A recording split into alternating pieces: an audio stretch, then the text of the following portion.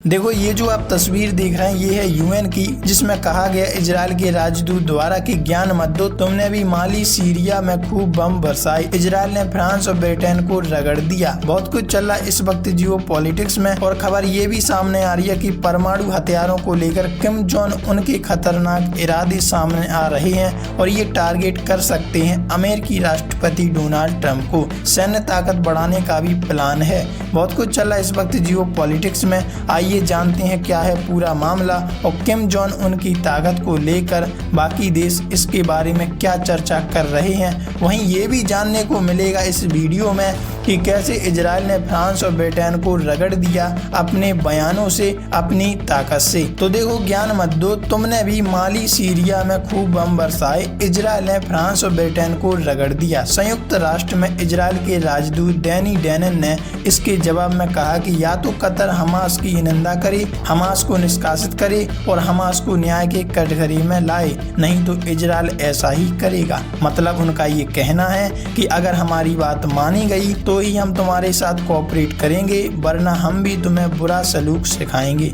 Qatar की राजधानी दोहा में हवाई हमलों को लेकर कई मित्र देश इजराइल की आलोचना कर रहे हैं, लेकिन इजराइल पीछे हटने को तैयार नहीं। संयुक्त राष्ट्र सुरक्षा परिषद यूएनएससी में इजराइल के स्थायी प्रतिनिधि डैनी डैनन ने शुक्रवार को पश्चिमी सहयोगी देशों खासकर फ्रांस और ब्रिटेन की कड़ी आलोचना की। उन्होंने दोहा में हमास के वरिष्ठ नेताओं पर की गई हवाई कार्रवाई को उचित ठहराते हुए कहा कि ये देश खुद आतंकवाद के खिलाफ विदेशी धरती पर सैन्य कार्रवाइयां करते रहे, लेकिन इजराइल के कदमों पर सवाल उठा रहे हैं। दरअसल अब गाजा में युद्ध विराम के अमेरिकी प्रस्ताव पर विचार करने के लिए हमास नेता दोहा में एकत्र हुए थे।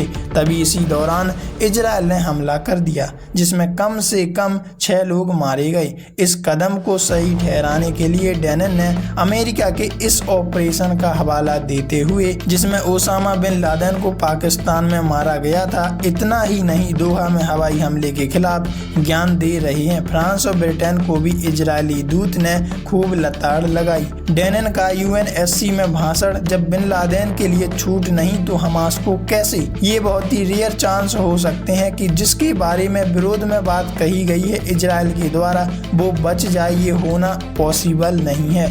यूएनएससी की बैठक में डैनन ने अपने भाषण में कहा कि जब पाकिस्तान में बिन लादेन को खत्म किया गया तब किसी ने भी सवाल यह नहीं पूछा कि विदेशी धरती पर आतंकवादी को क्यों निशाना बनाया गया। आज भी ऐसा ही होना चाहिए। जब बिन लादेन के लिए कोई छूट नहीं थी तो हमास के लिए भी कोई छूट नहीं हो सकती।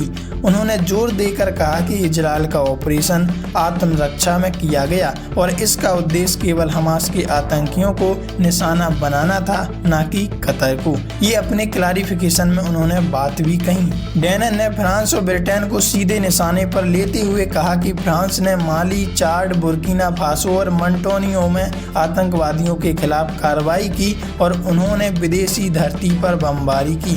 ब्रिटेन ने इराक और सीरिया में इस्लामिक स्टेट IS के खिलाफ हवाई हमले किए। क्या तब दुनिया ने उनकी निंदा की? नहीं।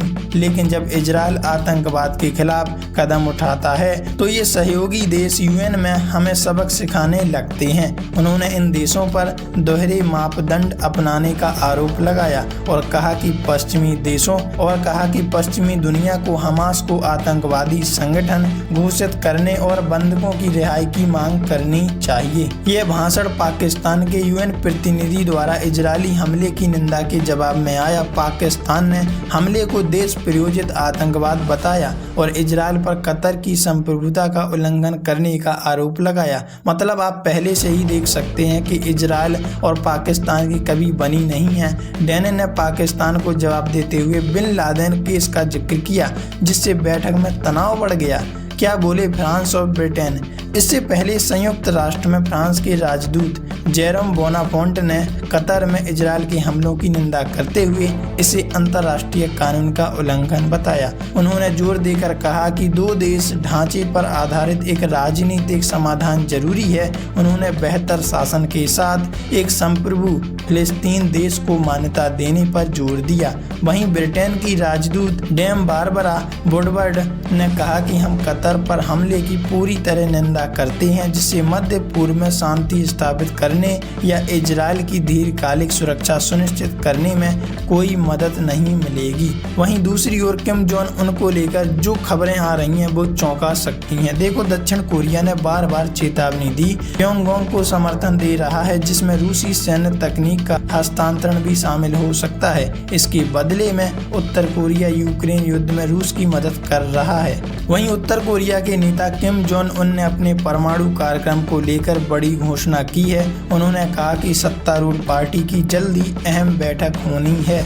इसमें प्योंगयांग अपने परमाणु हथियारों और सैन्य ताकत को बढ़ाने की नीति पेश करेगा। सरकारी मीडिया के हवाले से ये खबर आई है कि 2019 में अमेरिका के साथ शिखर सम्मेलन असफल रहा।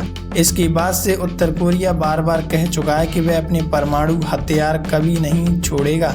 किम जोंग उन ने इस हफ्ते हथियार अनुसंधान केंद्रों का दौरा किया था। इस दौरान उन्होंने कहा था कि प्योंगयांग परमाणु ताकत और सशस्त्र बलों की एक साथ बढ़ाने की नीति लाएगा। किम ने देश की पारंपरिक सैन्य ताकत को आधुनिक बनाने की जरूरत पर भी जोर दिया, जो सही भी है। हालांकि उन्होंने पार्टी की बैठक की तारीख नहीं बताई। ये थोड़ा सिक्योरिटी पर्पज को देखते हुए किया गया। किम को यूक्रेन युद्ध से हिम्मत मिली क्योंकि उन्होंने रूस को हजारों उत्तर कोरियाई सैनिक भेजकर उसका समर्थन हासिल किया। पिछले साल रूसी राष्ट्रपति व्लादिमीर पुतिन ने उत्तर कोरिया का दौरा किया था। इस दौरान मॉस्को और प्योंगयांग ने आपसी रक्षा समझौता भी किया था। रूसी सैन्य तकनीक का भी ट्रांसफर कहा जा रहा है कि रूसी सैन्य तकनीक का भी ट्रांसफर किया गया उत्तर कोरिया के लिए। सेउल ने बार बार चेतावनी दी थी कि रूस प्योंगयांग को और समर्थन दे रहा है, जिसमें रूसी सैन्य तकनीक हस्तांतरण भी शामिल हो सकता है। इसके बदले में उत्तर कोरिया यूक्रेन युद्ध में रूस की मदद कर रहा है। Korea institute for national unification के सीनियर एनालिस्ट होंग मिन ने बताया कि किम का मानना है कि सिर्फ परमाणु हथियारों से तो डराने की सीमा भर है। प्योंगयांग पारंपरिक हथियारों को आधुनिक बनाकर अपनी युद्ध क्षमता बढ़ाना चाहता है। उन्होंने कहा कि उत्तर कोरिया और रूस के बीच सैन्य तकनीक सहयोग अब पारंपरिक हथियारों के क्षेत्र में भी बढ़ रहा है। वैसे आप इस बारे में क्या कहना चाहते हैं? क्या वास्तव में रूस और नॉर्थ कोरिया आपस में मिलकर कोई बड़ा प्लान करने जा रहे हैं अमेरिका के खिलाफ? कमेंट में लिखकर जरूर बताइएगा।